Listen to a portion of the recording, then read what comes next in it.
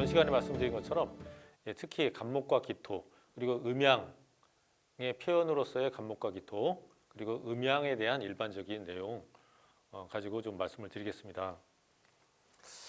일단 음양에 대한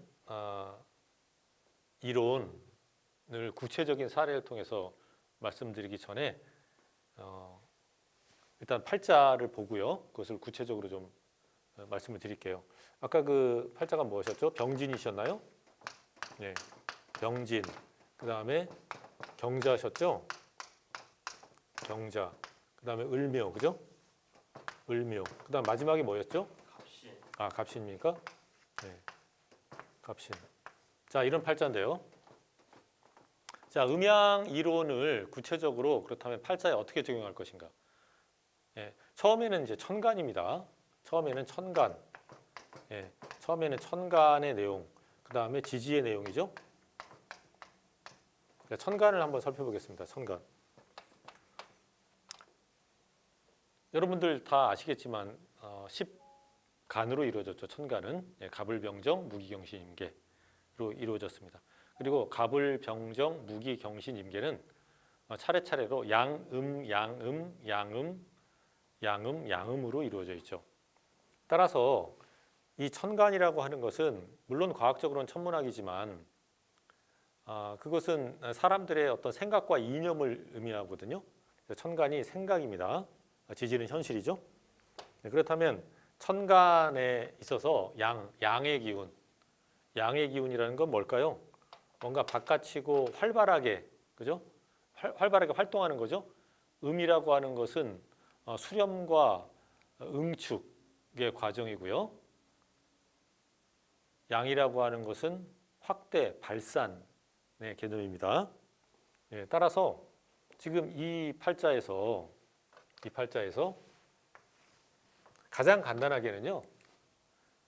위에 천간의 4글자 중에서 양간이 몇 글자가 있나 이것만 봐도 충분히 그분의 어떤 사고 방식, 스케일을 알 수가 있습니다. 가장 중요한 것은 물론 나라고 볼 수 있는 이 을목이겠죠.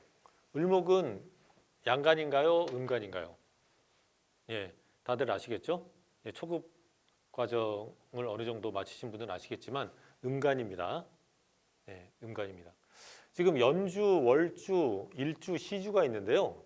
자, 월주의 의미, 그 다음에 연주의 의미, 월주의 의미, 일주의 의미, 시주의 의미가 각각 다르죠.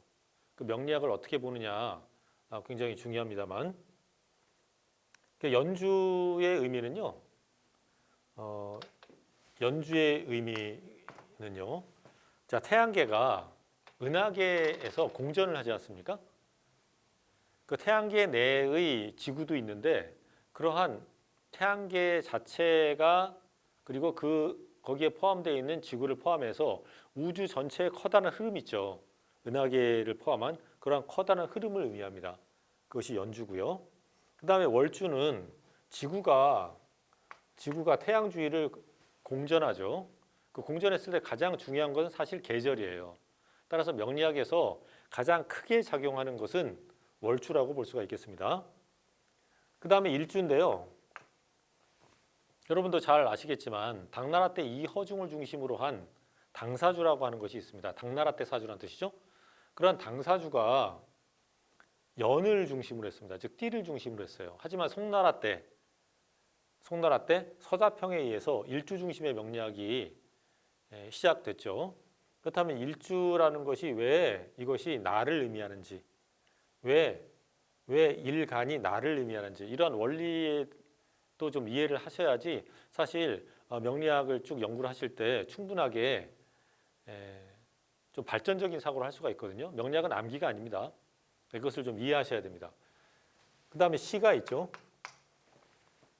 시주가 있습니다. 그래서 사주가 되는 거죠. 연주, 월주, 일주, 시주.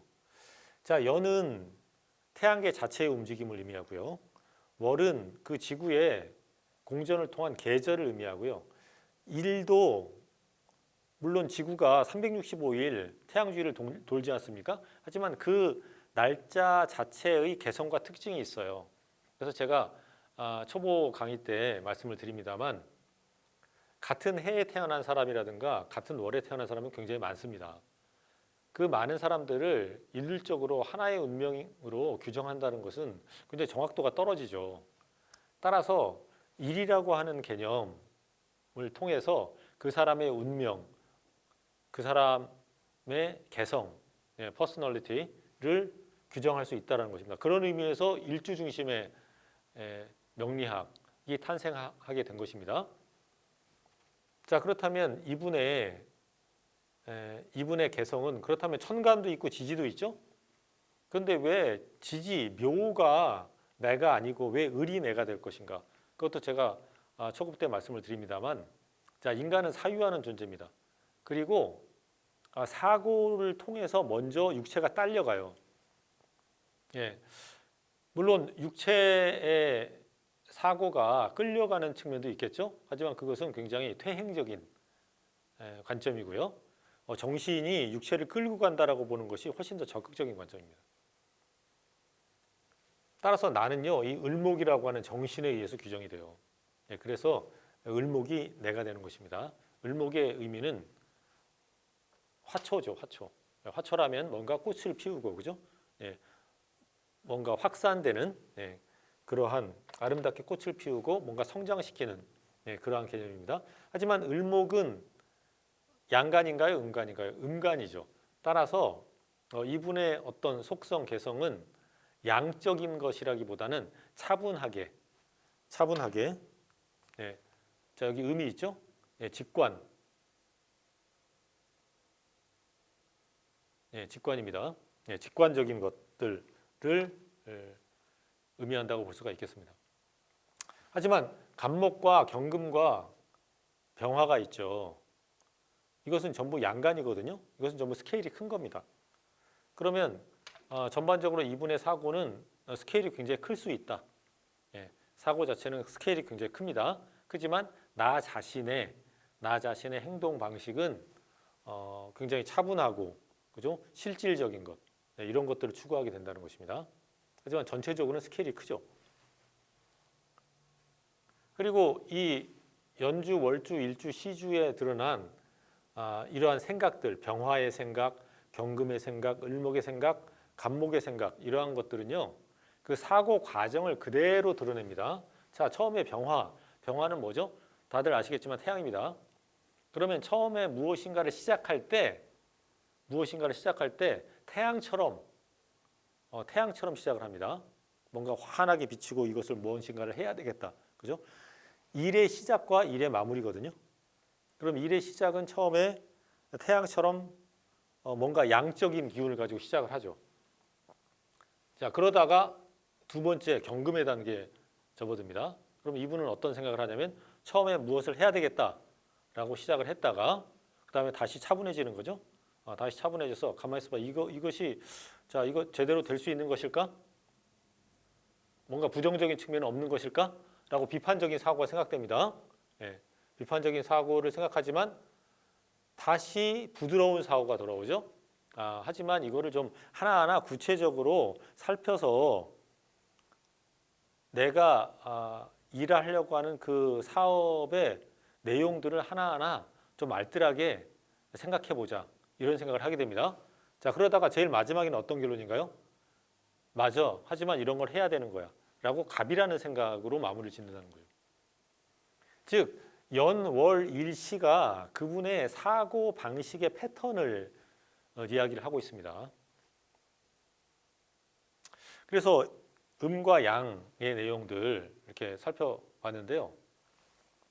사고의 패턴이 그렇다는 것입니다. 자, 그랬을 때 이분의 생각은 자, 병화, 처음에 무엇인가를 해야 된다고 생각하죠. 하지만 그냥 하지 않습니다. 자, 진이라고 하는 현실적인 수단을 사용해서 하려고 해요.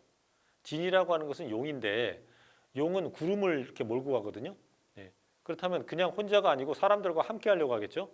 병진의 모습으로 현실적으로 드러납니다.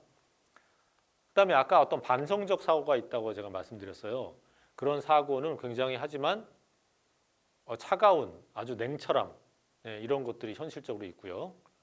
그다음에 하지만 이런 것들을 모두 착실하게 구체적으로 현실적으로 가꾸어 나가야 돼라는 생각의 단계에 이르게 됐을 때 그것은 자, 묘목의 단계가 있는데요. 이 묘목이라고 하는 것이 하나하나 쪼개 있지 않습니까? 어떻게 보면 분석적인 거죠. 통합이 아니고 이게 이 묘자, 묘목의 글자 자체가 분리되어 있기 때문에 당사주에서도 이제 파라고 하는 개념으로 이야기를 하고 있는데요. 무엇인가 나누어 본다는 것이죠. 분석적으로 본다는 것이죠. 예. 자, 그 다음에 이제 갑목의 개념으로 무엇인가를 하자, 다시 하자라고 생각을 했을 때 그때는 신금이라고 하는 굉장히 내적으로는 외유내강적인 그런 생각들을 하게 됩니다.